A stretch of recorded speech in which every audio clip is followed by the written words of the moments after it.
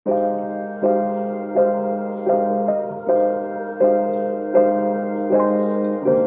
Friends, ഞാൻ അമ്പിളി. എല്ലാവർക്കും എൻ്റെ ചാനലിലേക്ക് സ്വാഗതം. ഇന്ന് ഞാൻ ഉണ്ടാക്കിയിരിക്കുന്നത് മോരും കുമ്പളങ്ങയും കൊണ്ടുള്ള ഒരു ഒഴിച്ചുകറിയാണ്. ഇതിന് കുമ്പളങ്ങ പുളിശ്ശേരി, മോര് പുളിശ്ശേരി എന്നൊക്കെ പറയാവുന്നതാണ്. അപ്പോൾ ഇത് ചോറിൻ്റെ കൂടെ കഴിക്കാൻ വളരെ നല്ലതാണ്, പെട്ടെന്ന് ഉണ്ടാക്കാൻ പറ്റുന്നതുമാണ്. അതുകൊണ്ട് നമുക്ക് ഇതൊന്ന് തയ്യാറാക്കാൻ പോയാലോ? കുമ്പളങ്ങ കൊണ്ട് ഒരു പുളിശ്ശേരി ഉണ്ടാക്കുകയാണല്ലോ നമ്മൾ ഇന്ന് ചെയ്യുന്നത്. അതിനായിട്ട് ഒരു ചെറിയ കഷ്ണം കുമ്പളങ്ങ ഞാൻ എടുത്തിരിക്കുന്നു. ഇത് നമുക്ക് ചെറിയ ചെറിയ പീസുകളാക്കി മുറിച്ചു കൊണ്ടുവരാം. ഞാൻ ഒരു മൺചട്ടിയിലാണ് ഈ ഒഴിച്ചുകറി ഉണ്ടാക്കുന്നത്. കുമ്പളങ്ങ ഇതുപോലെ ചെറിയ ചെറിയ പീസുകളാക്കി ഞാൻ അരിഞ്ഞ് കൊണ്ടുവന്നിരിക്കുകയാണ്. ഇത് ഞാൻ ഈ മൺചട്ടിയിലേക്ക് ഇട്ട് കൊടുക്കുന്നു. അടുത്തതായിട്ട് ഒരു 3 പച്ചമുളക് ഞാൻ ഇതുപോലെ നെടുകെ കീറി ഈ ചട്ടിയിലേക്ക് ഇട്ട് കൊടുക്കുകയാണ്.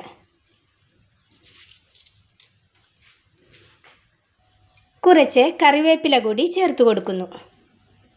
1/2 ടീസ്പൂൺ മഞ്ഞൾപ്പൊടി, 1/2 ടീസ്പൂൺ മുളക് പൊടി,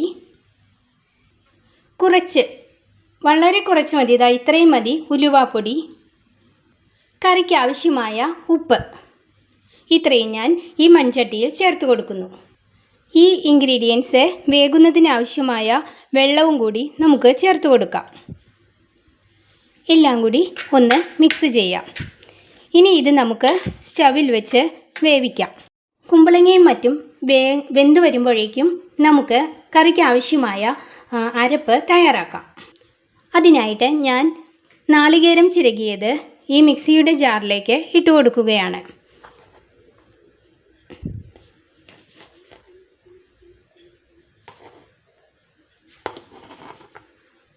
നാളികേരം അരയുന്നതിന് ഞാനിവിടെ വെള്ളം ഒഴിക്കുന്നില്ല, പകരം കറിയിലേക്ക് ചേർക്കേണ്ട തൈര് തന്നെ ആഡ് ചെയ്ത് കൊടുക്കുകയാണ്. തൈരും നാളികേരവും തമ്മിൽ ചേർത്ത് അരയ്ക്കുമ്പോൾ ഈ നാളികേരം നല്ല പേസ്റ്റ് പോലെ നമുക്ക് അരഞ്ഞു കിട്ടും. ഇനി അതിലേക്ക് ഒരു 5-6 മണി സാധാരണ ജീരകം, അധികം വേണ്ട, അതുകൂടി ഞാൻ ചേർത്ത് കൊടുക്കുന്നു. ഇനി ഇത് നമുക്ക് നല്ലവണ്ണം മിക്സിയിൽ വെച്ച് അരച്ചു കൊണ്ടുവരാം.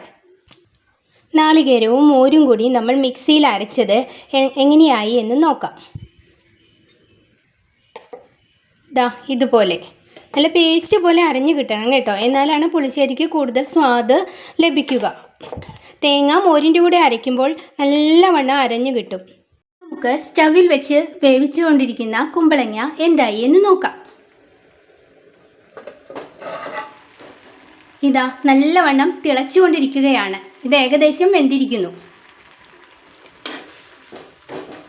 കുമ്പളങ്ങയും പച്ചമുളകും എല്ലാം നന്നായി വെന്തിട്ടുണ്ട്. നമുക്കിതിലേക്ക് അരപ്പ് ചേർത്ത് കൊടുക്കാം.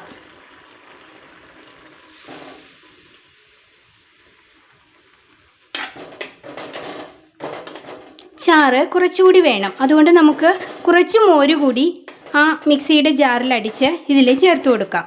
പുളിശ്ശേരി കുറച്ച് നീണ്ടിരിക്കണമല്ലോ, കുറുതായിട്ടിരുന്നാൽ കാളൻ പോലെയായി പോകും. അതുകൊണ്ട് നമുക്ക് കുറച്ച് മോര് കൂടി ഇതിൽ അടിച്ച് ചേർത്ത് കൊടുക്കാം. ഞാൻ കുറച്ച് മോര് കൂടി ചേർത്ത് കൊടുക്കുകയാണ്.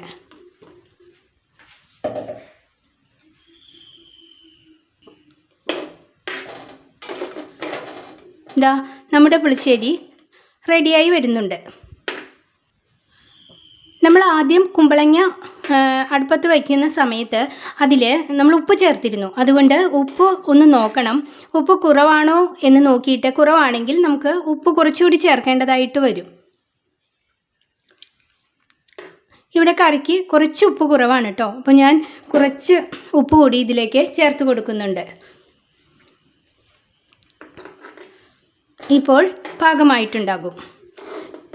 ഈ കറി ഒന്ന് തിളച്ചാൽ മതി. അത് കഴിഞ്ഞ് നമുക്കിതിലെ കടുകും മുളകും എല്ലാം കൂടി വറുത്ത് ചേർക്കാം. അതോടെ നമ്മുടെ ഈ ഒഴിച്ചുകറി കുമ്പളങ്ങ പുളിശ്ശേരി റെഡിയായിരിക്കുന്നു.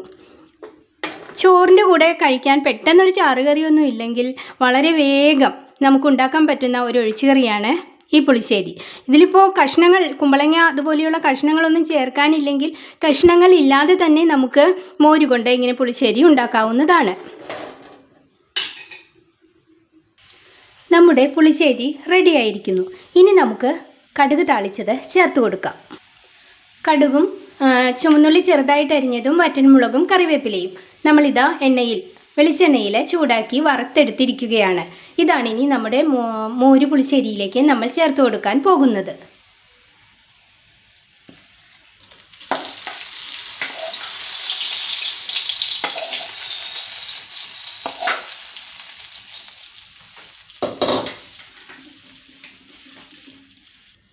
ഇതാ നമ്മുടെ ഒഴിച്ചുകറി റെഡിയായിരിക്കുന്നു. കുമ്പളങ്ങ മോരിലിട്ട് പുളിശ്ശേരിയാക്കിയിരിക്കുന്ന കറി. ഇത് വളരെ എളുപ്പത്തിൽ ഞാൻ നേരത്തെ പറഞ്ഞല്ലോ ഉണ്ടാക്കാൻ സാധിക്കും. അപ്പോൾ തീർച്ചയായിട്ടും നിങ്ങൾ വീഡിയോ കണ്ട് ഇഷ്ടപ്പെടുകയാണെങ്കിൽ നിങ്ങൾക്കിത് ഉണ്ടാക്കാവുന്നതാണ്. ഇത് വളരെ പ്രയോജനമാണ്. എല്ലാവർക്കും ചോറിൻ്റെ കൂടെ ഒഴിച്ച് കറിക്കാൻ ഇത് വളരെ നല്ലതുകൂടിയാണ്. ചോറ് നമ്മൾ അധികം കഴിച്ചു പോകും. അത്ര സ്വാദിഷ്ടമാണ് ഈ